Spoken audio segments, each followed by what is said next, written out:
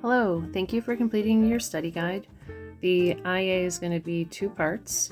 The first part is on multiplying and dividing fractions. Thank you for doing these problems beforehand, and you can look over and compare your answers with mine. All right, question number 1. Kathy divides 4 pounds of brownie batter to make batches of brownies. Each batch is made with 1/2 pound of batter. How many batches of brownies can Kathy make? In my jot, I'm going to notice here that she divides 4 pounds of batter.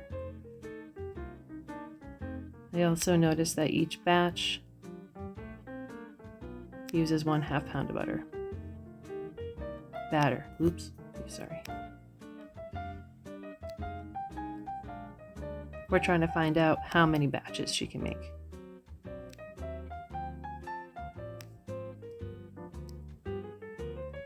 Rereading my jots and the problem, I'm thinking about what's the total thing being split up. The total thing being split up is the 4 pounds of batter. So I'm going to do 4 divided by 1/2 to see how many halves I can get out of 4. I can do my shortcut by doing 4 times 2 is 8. And since my total is a whole number, my quotient should also be a whole number. Now I'm going to see if that makes sense. How many batches can she make?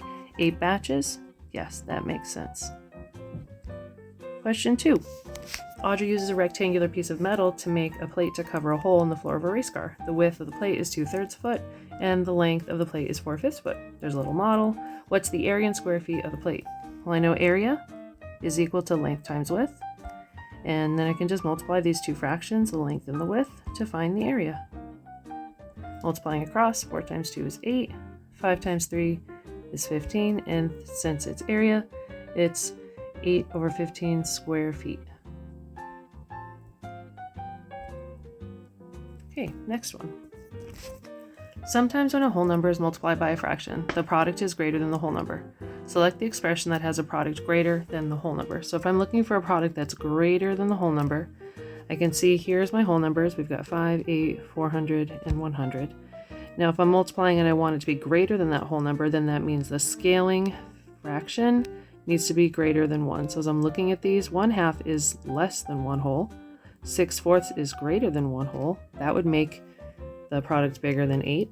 5/6 is less than 1 whole, and 7/8 is less than 1 whole. So the correct answer is B. Question 4, select the fraction from each comparison that can go into the empty box to make the comparison true. We're going to multiply 1 by the fraction, and it's going to be bigger than 1. So again, if it's going to be greater, then I'm going to need to choose the fraction that is greater. So 4/3 is greater than 1. Now to multiply this next one, 1 times the fraction will be less than 1. That scaling factor needs to be less than 1. 1/5. Yeah. For it to be equal to 1, it needs to be equal to 1 whole, and that is 7/7. Moving on. Question 5. Dave has 1/5 of a large container of cheese poops. He divides the cheese poops into 4 equal portions. What is the fraction of the large container in each portion? Well, the jot, we know he has 1/5 of the large container of cheesy poofs, and then he's dividing that into 4 equal portions. We want to find out what fraction of the large container is in each portion, and that actually is a clue that my total needs to be a fraction if the answer, right, is going to be a fraction.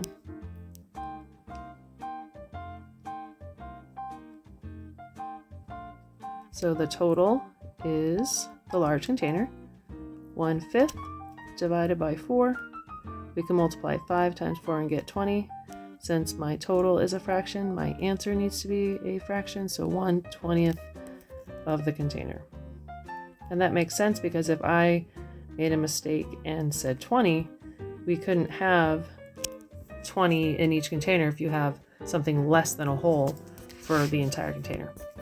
Question number 6. What is the value that is less than 10 but greater than 0 that makes this true? Well, 10 times something is going to be less than 10.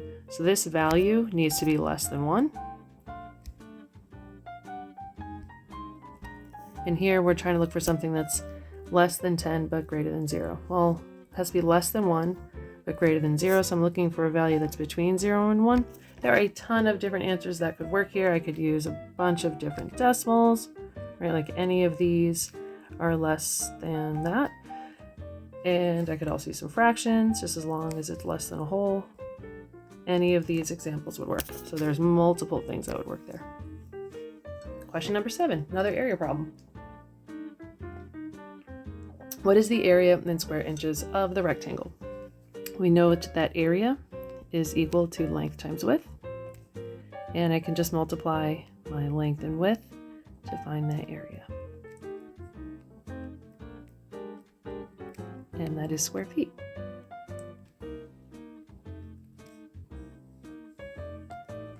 Question 8. Jojo is cutting a piece of rope that is 1/8 meter in length. He cuts the rope to divide into 2 equal pieces. What is the length in meters of each piece? Rereading the story, we know that Jojo has 1/8 meter of rope. That rope is getting cut and divided into 2 equal pieces. And we want to know the length of each piece.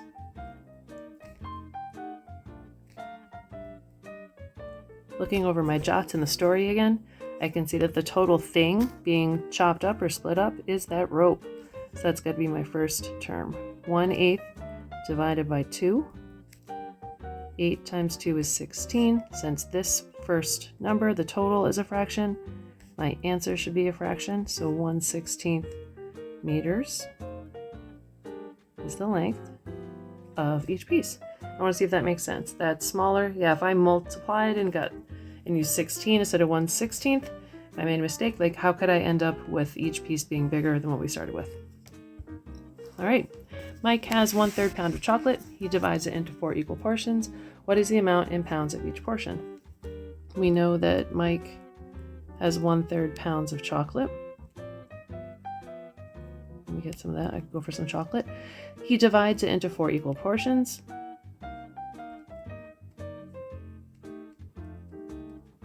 And we want to know what's the amount of pounds each portion. Pounds each portion. Rereading the story again in my jots, I know the total thing being split up is the chocolate. So I'll do my first number, 1/3 divided by 4 is equal to 1/12. Remember, you do 3 times 4 is 12.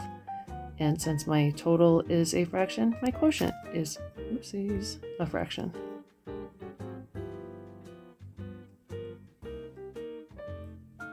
Wonderful. Okay, question 10. When is this inequality true? 50 times unknown is greater than 50. Well, if it's going to be greater than 50, then this needs to be greater than 1. So and the unknown can't be less than 1. No, because then it would be smaller. Can't be equal to 1, because then the value would stay the same.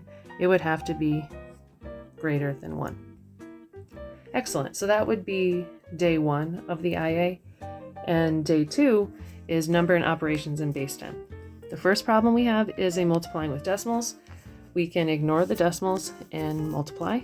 679 times 4. I know some of you feel comfortable with the standard algorithm. That's great. 9 times 4 is 36. 4 times 7 is 28. 29, 30, 31. We carry that 3. 6 times 4 is 24. 25, 26, 27. 2,716. If you don't feel comfortable with that, if you don't feel like you're going to get it right, don't get this problem wrong, just do the area model. We can use 679 times 4.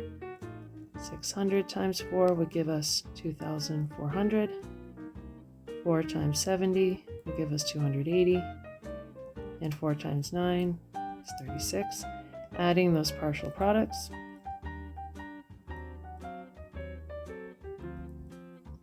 6, 8, 9, 10, 11, 4, 5, 6, 7, and 2. So you get the same answer. But now that I'm done ignoring the decimal, I'm going to count the numbers behind the decimal. There are 2. So I'm going to scoot my decimal backwards 2 and get 27 and 1600ths. Next problem, there's not even a decimal. It's 37 times 7. Get this one right. Take your time. Do both. Do the standard algorithm and the area model. Gosh, you could add 37 7 times even. All All right, with our standard algorithm, 7 times 7 is 49. 7 times 3 is 21, 22, 23, 24, 25, 259. I did my area model, 7 times 30. 7 times 3 is 21, 1 power of 10, and 7 times 7 is 49. I'm going to add those two partial products. They both give me the same answer.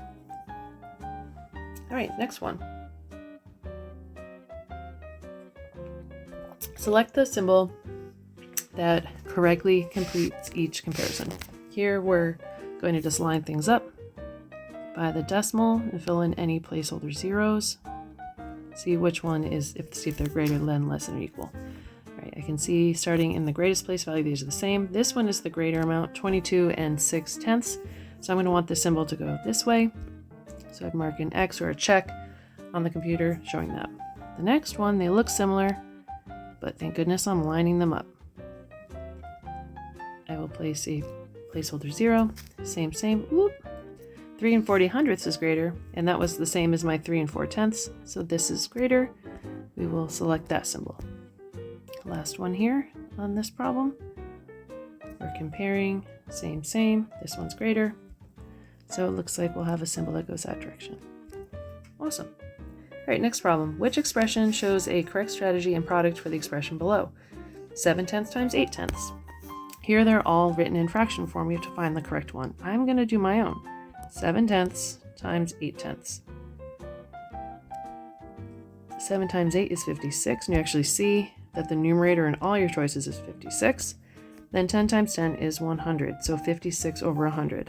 This first one almost looks like it, but look at that denominator. They put that there to trick you because 10 times 10 is not 10. So I would not choose this one. 7/10, 8/10, 56 over 100. Very nice. You can see this problem gave us, ooh, that's the same one. I'm going to fix that before I print it. I'll cross that out. I'll make that say 56 over 10. So that one won't work, and this one certainly won't work. Let's first find what the unknown is for this equation. So 45 and 2/10, take away 13 and 52 hundredths, lined up my numbers using the decimal point. We'll now put a placeholder 0. Can't do 0 minus 2. Borrow from the 2 becomes a 1. The 0 becomes a 10. 10 minus 2 is 8. I can't do 1 minus 5. Borrow from the 5, it becomes a 4. The 1 becomes an 11. 11, 10, 9, 8, 7, 6. In that hundredths, in the tenths place, bring the decimal down. 4 minus 3 is 1, and 4 minus 1 is 3. So we know that the box, the unknown, whenever we see the box, it is supposed to be equal to 31 and 68 hundredths. Now we can test to see A, B, C, or D, which one is true when we plug in 31 and 68 hundredths to the box. So letter A has 31 and 68 hundredths first on top, right? Because that's the box, that's the unknown. Take away 13 and 52 hundredths. We'll see if it's true and gives us 45 and 2/10. All right, 8 minus 2 is 6. 6 minus 5 is 1. If I regroup, I can't, because I can't do 1 minus 3, becomes 2. 11, 10, 9, 8. And we have 18 and 16 hundredths. So that one won't work. Let's take a look at letter B. So cross out A. For letter B, we have 13 and 52 hundredths. Let's see what happens when we add our unknown, which we actually know what it is now. And now let's start adding. 8 plus 2 is 10. 6 plus 5 plus 1 more is 12. I'll regroup, place my decimal point, 3, 4, and 5, and 3 plus 1 is 4. Oh, look, this one actually works. We can still test out letter C. 31 and 68 hundredths, take away 45 and 2/10. Wait a minute, that put the smaller amount, the smaller value on top. No, that one won't work. And then letter D, 45 and 2/10. Plus 31 and 68 hundredths. I already know that one's going to be a lot. That's going to be larger than 13 and 52 hundredths, right? Oops, where'd it go? So that one won't work as either. Okay, let's take a look at number 16. Which equation has the same unknown value as 4 and 35 hundredths minus unknown equals 32 hundredths? Let's find out what this rectangle is. 45 and 35 hundredths. Well, I have the number 32 hundredths. Now I should start thinking, should I be adding these two numbers together or subtracting them to find the unknown? Well, if I added them together, that's going to be bigger than either one of them, which would make the bigger number first in subtraction, so that can't work. So I will subtract. 5 minus 2 equals 3. 3 minus 3 is 0. 4 minus nothing is 4. So I know my rectangle, the unknown, is 4 and 3 hundredths. Let's test out letter A. See if that one is true. 4 and 35 hundredths take away 32 hundredths. What does that give us? 5 minus 2 is 3. 3 minus 3 is 0.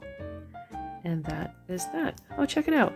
Does that equal the box? It sure does. So letter A is our correct choice. We can also try out letter B to make sure. So if I take my 4 and 3 hundredths, and I'm going to take away 32 hundredths, that does not equal 4 and 35 hundredths, so it's definitely not that one. Letter C, 4 and 25 hundredths plus my 4 and 3 hundredths does not equal 32 hundredths. And then letter D, 32 hundredths take away, well, we already know this isn't going to work because they put the smaller value on top. But I feel more confident about letter A. Number 17, very similar to the previous one, but a lot easier. Unknown minus 30 and 2/10 equals 42 and 4 hundredths. So I can take the two numbers that I have and start thinking, would I add these values or subtract them to find the unknown? Well, in subtraction with our whole numbers and decimals here, we know this bigger number has to come first. So if I subtracted these, that wouldn't work. Let's add them.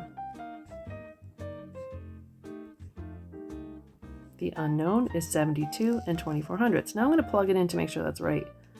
So if I take 72 and 24 hundredths and take away 30 and 2/10, we'll make it 20 hundredths. So we have a 0 there. Let's see if that is true. It is. Nice. So I'll make sure I plug this answer into the computer.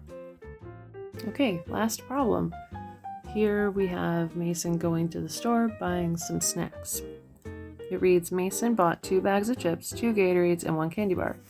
He gave the clerk a $20 bill. How much change did he receive? This is a multi-step problem, so I want to make sure I read carefully. Mason bought 2 bags of chips, and each bag of chips was $2.48.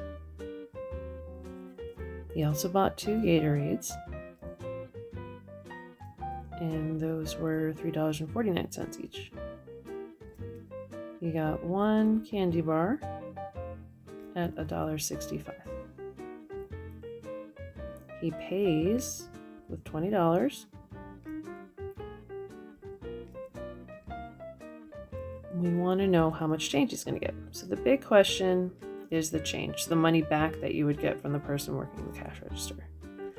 The smaller question, before we can figure that out, is how much he spent in total. There's a few paths that you could take to solve this problem. I'm going to choose one that I think everybody can access, and I'm going to use addition. Yes, I could do 2 times $2.48, but here I'm going to find the total amount of money spent on chips by doing $2.48 plus $2.48.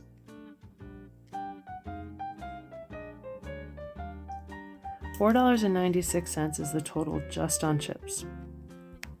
Then the Gatorades, we had 2 of them, so I'm going to add those together.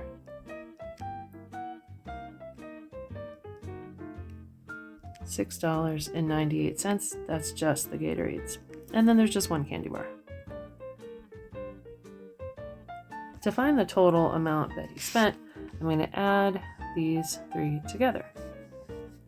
So we'll take the chips total Gatorade total, and the candy bar total. Adding these together, 6 plus 5, 6, 7, 8, 9, 10, 11. 11 plus 8, that gives us 19.